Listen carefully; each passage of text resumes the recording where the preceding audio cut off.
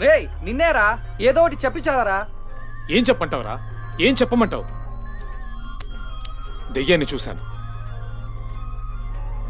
ఒక దెయ్యాన్ని కాదు, ఒకేసారి 3 దెయ్యాలను చూశాను. ఆ దెయ్యం నా దగ్గరికి మళ్ళీ మళ్ళీ ఎందుకు వస్తుందో తెలియట్లేదు. ఆ రోజు భూత్ బంగ్లాలో చూశానని చెప్పానే, అదే దెయ్యాన్ని మళ్ళీ ఇవాళ చూశాను. 3 దెయ్యాలు ఒకే ఇంట్లో ఉన్నాయి. ఏంట్రా అంటున్నావు? 3 అల్పాయుసులు పోయాయేమో. లేదు, బైపాస్ లో పోయి ఉంటాయి. జయన్న, మళ్ళీ మళ్ళీ ఆ దెయ్యం మీ కంట్లోనే పడుతుంది. కాసింత జాగ్రత్తగా ఉండండి. పొద్దున్న మంత్రం వేసి తాయితీ కడతాను. వెళ్ళి స్నానం చేసి రండి అన్న, టిఫిన్ ఉట్టేస్తాను. ఇప్పుడు నాకేమొద్దు, కాసేపు నన్ను ఒంటరిగా ఉండనివ్వండి. జయన్న, ఇలాంటి సమయంలో మీరు ఒంటరిగా ఉండకూడదు. కావాలంటే తోడుగా ఉంటా. దీనికంటే వాడికి ఆ 3 దెయ్యాలతోనే బాగుంటది. రండి.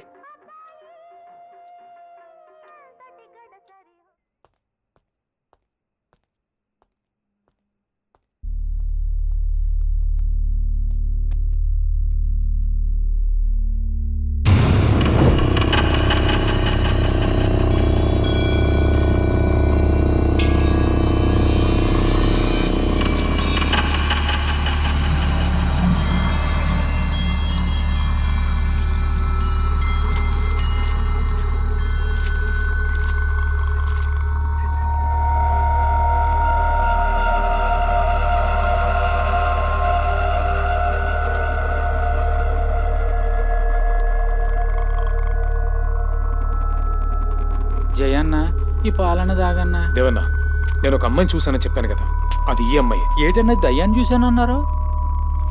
అవును. యవ్వన యువతి వెళ్లి రైలు కింద పడి ఆత్మహత్య. జయన్న, పాత పేపర్ అన్న, డేట్ చూడండి, సంవత్సరాలు అయిపోయింది. జయన్న, మీరు నేరుగా చూశానన్న దయ్యం ఇప్పుడు పేపర్ మూలగా ఇంట్లోకే వచ్చేసిందన్నా. ఏదో కారణంతోనే అది మళ్ళీ మళ్ళీ మీ ఎంట పడుతుంది అన్నా. ఇక మీద మీరు జాగ్రత్తగా ఉండాలన్నా.